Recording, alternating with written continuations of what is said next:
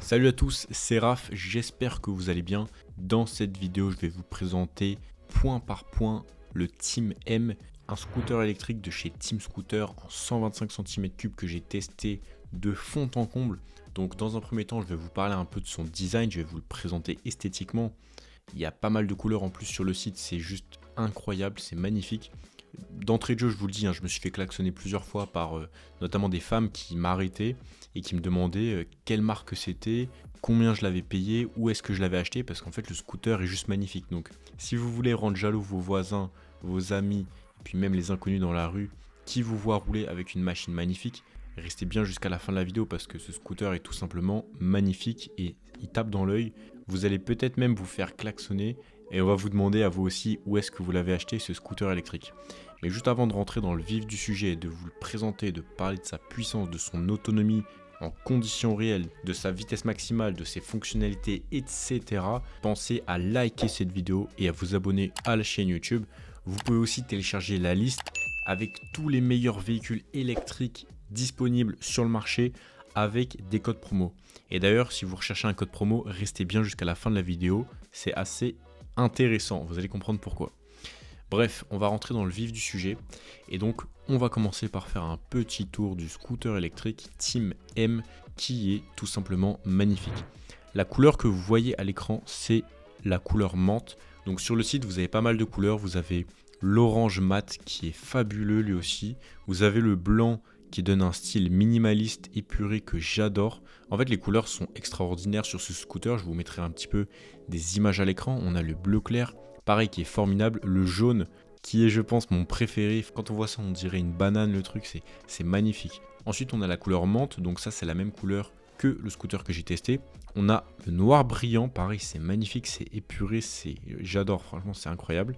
Et pour finir, on a le vert brillant qui est pareil, sympathique, on dirait un petit peu un scooter militaire. Enfin bref, je suis un peu enthousiaste, mais là je vous présente un truc magnifique, je vous présente une belle bête. Vous allez voir que le tarif est ultra abordable, ultra intéressant, je vous en parle à la fin de la vidéo. Donc restez bien concentrés jusqu'à la fin parce que vraiment ce scooter, je peux vous le recommander à 3000%. Vous allez voir, c'est pas une décision en l'air, c'est vraiment un très très bon scooter électrique. Alors au niveau des performances, vous verrez aussi sur le site que vous avez plusieurs possibilités. Donc il existe une version en 50 cm3, donc accessible avec le permis B, donc le permis voiture classique, qui est en 2000 watts, qui est limité à 50 km/h. Ensuite, vous avez deux versions en 125 cm3. Pour conduire un 125 cm3, il faut avoir le permis B plus passer une petite formation de 7 heures. Et une fois que vous l'avez, vous pouvez conduire tous les engins en 125 cm3. Donc on a deux versions, on a une version 3000 watts qui monte à 65, 70 voire 72 km/h. Personnellement, je montais à 72 km/h avec la version 3000 watts et quand il y avait moins de batterie, je montais à 65, 66 km/h avec un passager et lorsque la batterie était quand même bien entamée. Et vous avez une nouvelle version que je n'ai pas testée mais qui doit être encore meilleure. Et avec cette nouvelle version, vous avez un moteur de 4500 watts. Donc là, je ne sais pas à quelle vitesse il peut aller, mais déjà la version 3000 watts que j'ai testée permettait d'aller jusqu'à 71-72 km/h. Compteur, mais en fait, c'est aussi la vitesse réelle. Parce que j'ai pu faire des tests sur Waze et la vitesse compteur est en fait la vitesse réelle. Donc il n'y a pas de décalage comme on peut avoir notamment sur les voitures. Donc ça, c'est super intéressant. Alors au niveau des caractéristiques techniques, donc comme je vous l'ai dit, on a une puissance qui peut aller de 2000 watts pour la version en 50 cm3.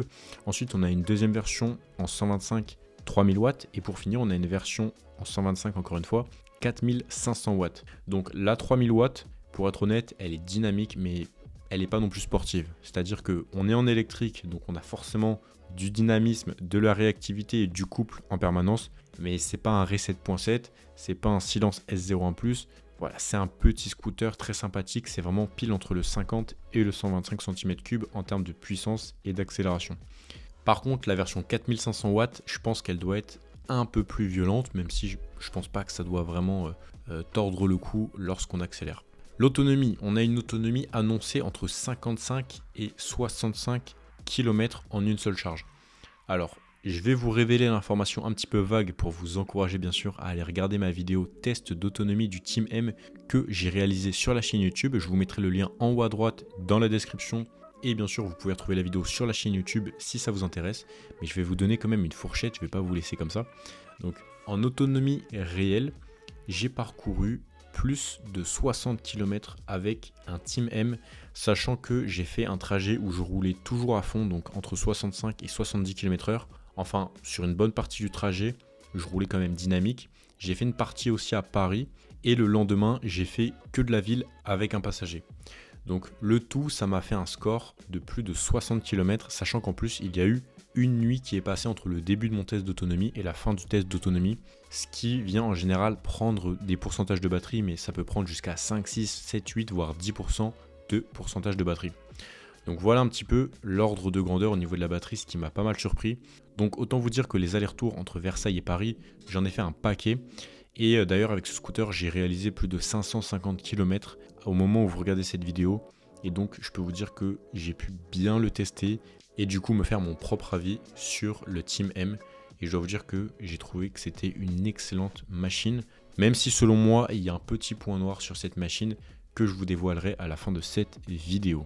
Sur le Team M, on a pas mal de fonctions sympathiques. Tout d'abord, on a une marche arrière, donc ça c'est relativement classique, mais ça fait super plaisir quand même. Ensuite, on a un top case qui sont fournis d'origine, donc ça c'est super intéressant. Une recharge qui dure environ 3 heures pour recharger à moitié, et de 0 à 100, on est sur entre 5 et 6 heures approximativement. La batterie se trouve sous le siège et elle est bien sûr amovible. Et sur le scooter, vous avez bien sûr deux modes de conduite. Donc le mode low pour conduire entre 0 et 50 km/h et le mode high pour conduire entre 0 et 72-73 km/h. En tout cas, c'est ce que j'ai réussi à faire avec ma masse d'environ 84-85 kg actuellement. Sur le Team M, on a un couple de 150 Nm, donc c'est quand même assez doux, c'est quand même assez tranquille. Et le scooter pèse 89 kg avec batterie. Donc il est quand même assez léger, assez maniable et vraiment facile à transporter, à déplacer, même lorsque le moteur est éteint. Ensuite, la batterie pèse 16,3 kg, ce qui est un poids qui est modéré. Mais en fait, lorsqu'on a une batterie amovible sur un scooter, on est un petit peu entre le marteau et l'enclume, parce que soit vous avez une batterie légère, mais du coup, vous n'avez pas beaucoup d'autonomie sur le scooter, soit vous avez une batterie extrêmement lourde, voire importable, et dans ce cas-là, vous avez une bonne autonomie. Donc en fait, vous voyez, dans tous les cas, c'est assez compliqué de jauger combien de kilos va peser la batterie et quelle autonomie on aura en conditions réelles. Et là, du coup, je trouve que en tout cas, le ratio entre la masse de la batterie et l'autonomie réelle qu'elle nous offre est vraiment très très bon. Parce qu'on a une masse de batterie de 16,3 kg. Donc 16 kg, c'est pas agréable à porter. Voilà, si vous êtes une femme et que vous n'êtes pas non plus hyper sportive, va falloir un peu forcer. Donc si vous avez disons 3-4 étages, ça va être difficile à monter. Je préfère être honnête avec vous. Ça va pas être une partie de plaisir de monter 2, 3, 4 étages avec une batterie de 16,3 kg. Et donc si vous vous considérez comme pas très robuste, pas très fort ou pas très forte, et attention parce que ça peut quand même pas mal peser. Après attention, 16,3 kg, ça reste entre guillemets facilement portable. On n'est pas sur une batterie de 43 kg comme sur le Silence S01 Plus. Là je vous aurais dit 43 kg, c'est même pas envisageable. Là 16,3 kg, même si vous n'avez pas énormément de force, voilà, c'est quand même envisageable, mais je tenais quand même à prévenir que s'il y a 4-5 étages à monter, il faut avoir un peu de force dans les mains pour pouvoir porter la batterie facilement. Un point que je voulais souligner que j'ai trouvé assez surprenant sur ce scooter, c'est la qualité du freinage. On freine extrêmement bien, j'ai fait quelques freinages d'urgence, j'ai fait quelques petits dérapages parce que malheureusement on n'a pas d'ABS sur ce scooter. Mais en même temps, vu le prix, c'était compliqué de rajouter l'ABS et d'autres options plus premium. Sachant qu'en plus, on a pas mal de fonctionnalités que j'aime beaucoup, notamment le démarrage sans clé. Donc ça, c'est super pratique, j'aime beaucoup. Dès qu'on s'approche du scooter, on doit appuyer un petit coup sur la télécommande, un deuxième coup, et là, ça va faire un bip qui est assez volumineux et ça va déverrouiller le scooter. Ensuite, on appuie sur le démarreur et on peut accélérer et démarrer le scooter. Un autre truc que j'ai beaucoup apprécié, et d'ailleurs je me suis fait surprendre plusieurs fois, une fois même devant la police, c'est l'alarme. L'alarme qui sonne extrêmement fort, donc pour l'activer c'est sur la télécommande. un bip et après vous allez entendre 2 bips sur le scooter, donc ça veut dire que l'alarme est activée. Et là, si quelqu'un s'assoit sur votre scooter électrique ou le bouge, je peux vous dire que ça va sonner particulièrement fort. Donc ça, c'est un point super intéressant. Au niveau du confort en général de conduite, on a des rétros qui sont assez grands. Personnellement, je les ai trouvés assez esthétiques et assez agréables à utiliser. On a une bonne visibilité sur l'arrière. On a un écran qui affiche l'autonomie, la vitesse, etc., etc. Le kilométrage total du véhicule, ça c'est très classique. C'est très lisible, c'est très agréable à regarder. Franchement, l'expérience de conduite est vraiment bonne.